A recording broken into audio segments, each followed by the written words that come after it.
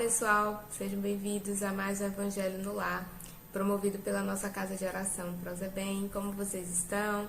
Espero que todos estejam bem, sintam-se abraçados fraternalmente. Sejam bem-vindos a mais esse Evangelho no Lar. Para iniciarmos o nosso Evangelho, eu separei uma mensagem do livro Vida Feliz, capítulo 105, psicografia de Divaldo Franco, pelo Espírito Joana de Ângeles, e se chama Controle o Pensamento. Não deis os teus espaços mentais para os pensamentos vulgares. Preenche todas as brechas com ideias de edificação, da ação do bem, da felicidade própria e alheia. É na mente que se iniciam os planos de ação. A mente ociosa cria imagens infelizes, que se corporificam com alto poder de destruição, consumindo quem os elabora e atingindo as outras pessoas. Luta com vontade para que a hora vazia não se preencha de lixo mental, tornando-te infeliz ou vulgar. E aqui a benfeitora mostrando para a gente o quanto é importante nós trabalharmos a nossa mente, trabalharmos aquilo que pensamos, porque o que nós pensamos é o que nós somos, e de uma certa forma nós exteriorizamos isso, colocamos isso para o nosso próximo. Então, o que estamos pensando, o que estamos cultivando em nossa tela mental, tudo isso revela o que somos. E além disso, gente, é a nossa mente que estabelece a sintonia, a afinidade com os espíritos. Então, imagina só, uma pessoa que não tem bons pensamentos, não cultiva bons pensamentos, que será que ele vai atrair, né, para a vida dele? Então, é muito importante realmente que a gente tenha o controle daquilo que a gente pensa, porque isso se converte sim em atitudes, em palavras, em sentimentos, enfim. Precisamos ter bastante cuidado com aquilo que nós pensamos. Então, vamos fazer a nossa prece para iniciar o nosso Evangelho. Vamos elevar os nossos pensamentos, vamos respirar profundamente, vamos nos concentrar, elevar os nossos pensamentos ao Pai, deixando para trás, por uns instantes, os nossos problemas, os nossos desafios existenciais, para entrarmos em sintonia com a espiritualidade superior, que possamos nesse momento trazer para a nossa tela mental a figura excelsa do nosso Mestre amado Jesus, essa figura doce, sublime, radiosa, e olhando para o Mestre querido, que já nos abençoa, que já derrama sobre cada um de nós as suas bênçãos. Nós louvamos e agradecemos, Senhor Jesus, pela oportunidade que temos dessa hora bendita, em que podemos nos reunir para meditar, para refletir um pouco mais sobre a luz do Teu Evangelho. Luz que vem iluminar a escuridão ainda das nossas almas. Então, gratidão, Jesus, por essa oportunidade.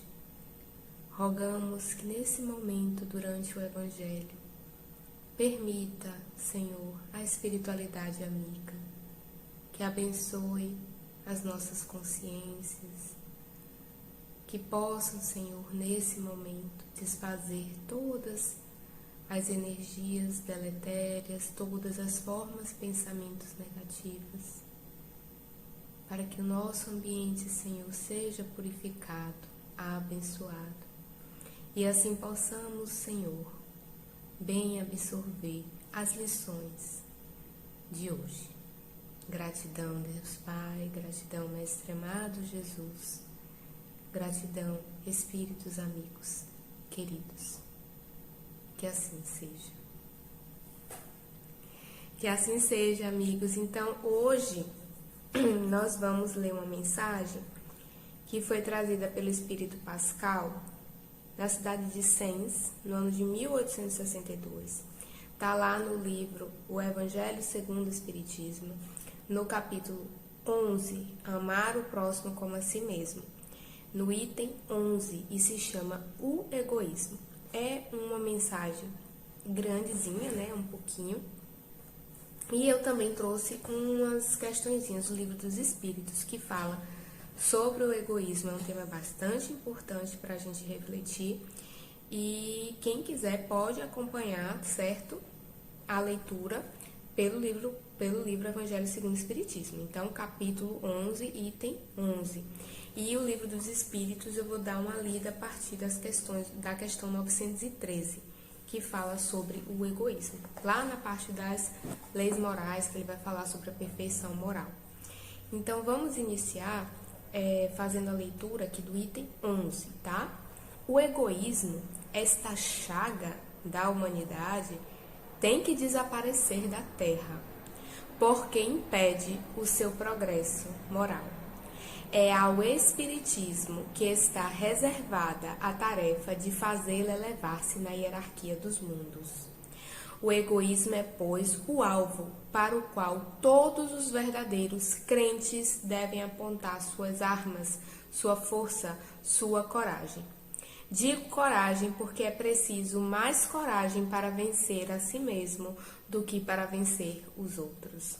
Que cada um, portanto, empregue todos os esforços a combatê-lo em si, certo de que esse monstro, devorador de todas as inteligências, esse filho do orgulho, é a fonte de todas as misérias terrenas, é a negação da caridade e, por conseguinte, o maior obstáculo à felicidade dos homens. Que parágrafo inicial forte, né, meus amigos? Que palavras fortes que Pascal traz aqui pra gente. Ele já nos alerta que o maior monstro que nós precisamos combater dentro de nós é o egoísmo, que é o contrário da caridade. Veja, se Jesus nos orienta a prática do amor e da caridade, podemos dizer que o egoísmo é o contraponto dessas virtudes, é o antagonista delas, tá? Então, como que eu vou praticar o bem, como eu vou praticar o amor, como eu vou praticar a caridade, como eu vou praticar a piedade, o perdão, enfim, se eu sou uma pessoa egoísta, se eu sou uma pessoa que coloca os meus interesses na frente de tudo e de todos, não importa quem seja, eu não tenho respeito pelo meu próximo, o que importa para mim é a satisfação das minhas vontades, dos meus interesses, é o eu e eu. Primeiro lugar, eu, já ouviu essa frase? Agora, primeiro lugar, eu, segundo lugar, eu, terceiro lugar, eu. Essa frase é uma frase extremamente egoísta, apesar de que algumas vezes, né, a gente fala para dizer, agora eu vou me priorizar. Mas essa é uma frase extremamente egoísta, porque nós não vivemos, queridos amigos, para nós apenas. E qual é a missão que todos nós temos aqui no planeta Terra? Qual é? É a de nos transformarmos intelectual e moralmente, né, progredirmos nesses dois aspectos, mas também é nossa missão auxiliar o nosso próximo. Então, a gente contribui com a obra da criação, trabalhando em favor da humanidade, em favor do nosso próximo. E qual é o nosso próximo mais próximo? O nosso próximo mais próximo é a nossa família. Então, como é terrível, por exemplo, termos um comportamento egoísta dentro do nosso lar? Nós vamos nos tornar tiranos dentro do nosso lar, se pensarmos apenas em nós, achar que as pessoas devem viver para nos servir, para servir as nossas necessidades. Como é difícil viver com pessoas assim. São geralmente pessoas que a gente olha, né, e diz, caramba, como é difícil. Como é difícil conviver com essa pessoa. E é isso que ele diz. Todos nós agora precisamos vencer a nós mesmos. A luta não é contra o nosso próximo. Porque a gente quer, né? A gente lê o evangelho e diz, fulaninho, esse evangelho é pra você. Porque egoísta é tu, viu, menino? Não é assim que a gente faz? Só que não é isso que o evangelho quer dizer. Não é dessa forma. O que ele está querendo orientar aqui é que a gente deve olhar pra gente. Se olhar no espelho, refletir e verificar o quanto ainda temos de egoísmo dentro de nós. E lutarmos para compreendermos o nosso comportamento e lutar contra ele. contra, que eu digo, trabalhar de uma forma positiva para transformar o egoísmo, para mudar esse egoísmo, para retirar ele de nós e transformar em amor, em caridade. Claro que não se começa, né, meus amigos, de uma hora para outra. Esse trabalho, ele é um trabalho contínuo, de muitas existências, para que a gente possa realmente extirpar do nosso coração essa chaga. Então, veja, quando a gente vai para o Livro dos Espíritos, foi por isso que eu trouxe ele, lá na pergunta 913, Kardec perguntou aos espíritos assim: dentre os vícios, qual que se pode considerar radical? Ou seja, qual é o pior, gente? Qual é o pior dos vícios que a gente pode ter? Porque ele está conversando aqui sobre a perfeição moral.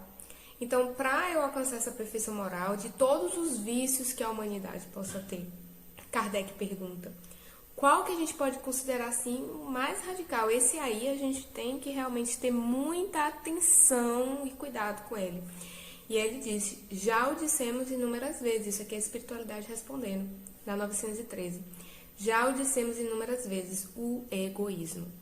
Dele deriva todo o mal, gente, do egoísmo, de pensar em si, de só olhar para si, de não olhar o outro, de não ter um olhar caridoso, de não ter amor, de não ter carinho, não ter cuidado, não ter compreensão com o outro. Em só pensar na gente, em satisfazer a nossa vontade, o que eu quero, da forma que eu quero, na hora que eu quero, eu. Ele diz: disso deriva todo o mal. E se você parar para meditar, isso é verdade. Isso é verdade. Quando a gente começa a analisar os problemas, a gente vê que no fundo dele, o que tem é o egoísmo, é o danado do egoísmo.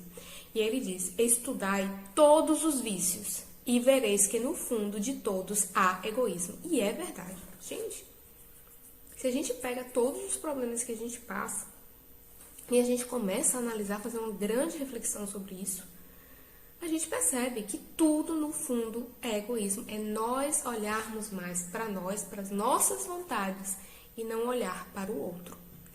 Ele diz: por mais que luteis contra eles, por mais que vocês lutem contra os outros vícios, não conseguireis extirpá-los, ou seja, eliminá-los, enquanto vocês não atacarem o mal pela raiz, enquanto não destruir a causa. Então, a causa de todos os outros, os vícios que a gente tem, de todas as outras imperfeições é o egoísmo. Não adianta você ir só no efeito. O problema é no efeito. Você tem que extirpar a causa, eliminar a causa, e a causa é o egoísmo. Que todos os vossos esforços tendam, pois, para esse fim, porque aí é que está a verdadeira chaga da sociedade.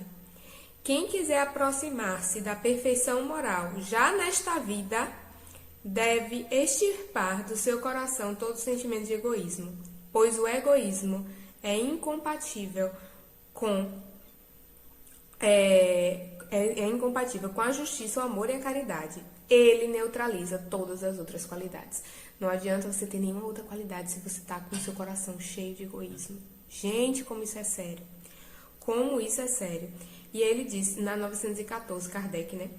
Fundando-se o egoísmo no sentimento de interesse pessoal, que nem eu disse que eu estava conversando com vocês, a gente coloca os nossos interesses pessoais, o eu, na frente de tudo. Ele diz: fundando-se o egoísmo no sentimento de interesse pessoal, parece bem difícil extirpá-lo inteiramente do coração do homem.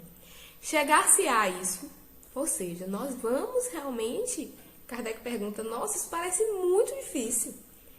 Muito difícil você imaginar que as pessoas vão abrir mão dos interesses dela e que vai tirar esse sentimento de egoísmo da gente. Então, será que isso vai acontecer? É isso que Kardec pergunta. E ele diz que à medida que os homens se esclarecem sobre as coisas espirituais, eles passam a dar menos valor às coisas materiais. Além disto, é preciso que se reformem as instituições humanas que o entretêm e excitam. Isso depende da educação. Educação, minha gente, conhecimento. Bem que já se diz, né? O conhecimento liberta. E quando a gente trabalha a doutrina espírita, um dos pontos fundamentais, isso está lá no começo do Evangelho segundo o Espiritismo, e se chama o ponto de vista. É você mudar o seu ponto de vista. Passar a ver as coisas não apenas do aspecto da matéria, do agora. É você se transportar, sair desse lugar que você está, subir, olhar tudo como de uma montanha. Você olha do alto de uma montanha e você vê a sua vida e você vê que ela é um pontinho no mar de existências que você vai ter. E que o planeta Terra é só mais um pontinho ali da criação, é só mais um planeta. Aquela existência, por mais que ela dure 100 anos, ela vai passar, ela é efêmera. Então, quando você muda o seu ponto de vista e passa a considerar as coisas do ponto de vista do espírito, você começa a dar uma atenção relativa para a matéria. Porque, hora nenhuma, a espiritualidade diz que nós devemos abandonar a vida na matéria, se isolar e não fazer nada de forma alguma. Devemos trabalhar, devemos estar na matéria, estarmos no mundo, mas não sermos do mundo. Essa é a frase que eu queria. Devemos estar no mundo, mas não sermos do mundo, tá? Então, gente, é muito importante a compreensão da vida futura. É muito importante compreender que nós somos espíritos imortais, que a nossa vida aqui na Terra é passageira, somos seres espirituais tendo uma experiência na matéria. E que quando sairmos daqui, continuaremos vivos. E vou sair daqui como? Melhor? Porque terei outras existências, já tive muitas existências, não somos espíritos novos, recém-criados, tivemos inúmeras reencarnações já. E teremos milhares de outras. Então, quando eu tiver um problema, quando algo me atordoar, que eu pense, vale a pena? Vale a pena? Vale a pena eu me comprometer? Vale a pena eu comprometer o meu espírito nessa existência? Com mais débitos, sendo que eu vim para aqui para me melhorar? Então, é essencial a compreensão da imortalidade da alma, a compreensão da pluralidade das existências para que a gente mude o nosso ponto de vista. Com a mudança do ponto de vista, da educação do nosso espírito, neste ponto, nós vamos dando um valor relativo à matéria, o valor que a matéria merece, que é um valor relativo, porque ele é efêmero, ele é passageiro, certo? E tem uma pergunta aqui que ele fez, que ele pergunta na 917, que eu achei muito importante a gente ler ela, porque Kardec diz assim, é uma resposta que é dada pelo espírito Fênelon. Fênelon, ele quem estuda a codificação sabe que ele é um espírito muito elevado, ele ajudou bastante na codificação, ele trabalhou muito na codificação, espírito elevadíssimo, de alta estirpe, e que Kardec pergunta qual o meio de se destruir o egoísmo, e quem vai responder é Fênelon. Olha só o que Fênelon fala. De todas as imperfeições humanas, a mais difícil de extirpar é o egoísmo, porque resulta da influência da matéria. Lembra que a gente precisa ter essa mudança de perspectiva do que é a matéria, do que é a vida na matéria, para a gente poder extirpar o egoísmo. Então ele diz, o egoísmo é o mais difícil porque ele resulta da influência direta da matéria. Influência de que o homem, ainda muito próximo de sua origem, não pôde libertar-se, já que tudo concorre para mantê-la, suas leis, sua organização social, sua educação. Então a sociedade ela ainda se organiza muito para que se priorize a matéria. Nossa sociedade quer o nosso bem-estar material, quer que a gente pense na matéria como a coisa principal das nossas vidas, enquanto não é. Ele diz, o egoísmo se enfraquecerá com a predominância da vida moral sobre a vida material, e sobretudo com a compreensão que o Espiritismo vos dá sobre o vosso estado futuro real, e não desfigurado por ficções alegóricas. Então, compreendendo a imortalidade da alma, compreendendo que no plano espiritual somos responsabilizados por tudo, que teremos várias existências, então nós começamos a partir daí, nessa compreensão, a nos educarmos e a mudarmos um pouco o nosso ponto de vista das coisas materiais. E ele diz, quando bem compreendido e identificado com os costumes e as crenças, o Espiritismo transformará os hábitos, os usos e as relações sociais. Ou seja, as nossas relações serão transformadas quando bem compreendermos a doutrina espírita, porque ela nos dá um ponto de vista relativo da matéria. O egoísmo se baseia na importância da personalidade, no eu. né? Eu me dou muita importância. Ora, repito, o Espiritismo bem compreendido mostra as coisas de tão alto que o sentimento da personalidade desaparece, de certo modo, diante da imensidade, destruindo essa importância ou pelo menos reduzindo-a às suas reais proporções. Ele necessariamente combate o egoísmo, porque nós vemos que até nós temos uma importância relativa. Não é eu, não.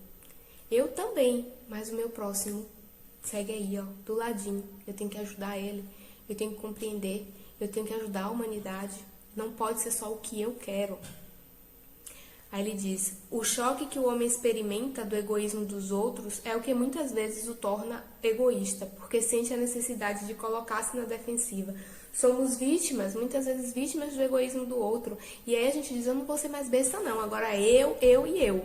Não é? Assim? E é isso que ele está dizendo. Vendo que os outros pensam em si mesmos e não nele, ele é levado a ocupar-se consigo mais do que os outros. Que o princípio da caridade e da fraternidade seja a base das instituições sociais, das relações legais de povo a povo e de homem a homem, e este pensará menos em si, quando vê que outros pensam nele. Olha como muda. Quando a gente vê o outro pensando, né, pensando no bem da humanidade, no bem do próximo. E aí ele começa a ser influenciado por isso, e ele pensa menos em si, quando vê que outros pensaram nele. Sofrerá, assim, a influência moralizadora do exemplo. E do contato, exemplo é tudo, né, gente? É tudo. Em face do atual transbordamento de egoísmo, é preciso verdadeira virtude para que alguém renuncie à sua personalidade em proveito dos outros, que quase sempre não o reconhecem. É principalmente aos que possuem essa virtude que o reino dos céus se acha aberto. A esse, sobretudo, está reservada a felicidade dos eleitos, pois em verdade vos digo que no dia da justiça, todo aquele que só houver pensado em si mesmo será posto de lado e sofrerá pelo abandono a que será relegado. Nossa, muito forte, né, gente? Muito forte. Quem quiser pode dar uma lida lá a partir da questão 903 no Livro dos Espíritos e item 11 do Evangelho segundo o Espiritismo. Então, vamos fazer a nossa prece para encerrar o nosso Evangelho? Vamos elevar os nossos pensamentos a Jesus. Mestre querido, nós agradecemos por tanto que recebemos na tarde de hoje, no dia de hoje. Podemos refletir, Senhor, como é pernicioso o egoísmo e como devemos trabalhar os nossos corações para nos libertar, para extirpar de nós essa chaga que ainda nos preenche. Rogamos o vosso socorro, Senhor, para que possamos ter a força necessária, a coragem necessária para lutarmos contra essa imperfeição ainda tão enraizada em cada um de nós. Rogamos que derrame suas bênçãos sobre nós, mas também sobre toda a humanidade sofredora de encarnados e desencarnados, Jesus, que necessita tanto do vosso amparo. Mestre querido, fica conosco, nos abençoa, nos ilumina, hoje por todos sempre. Que assim seja. Que assim seja, meus amigos. Muito obrigada pela participação de vocês e espero vê-los em breve.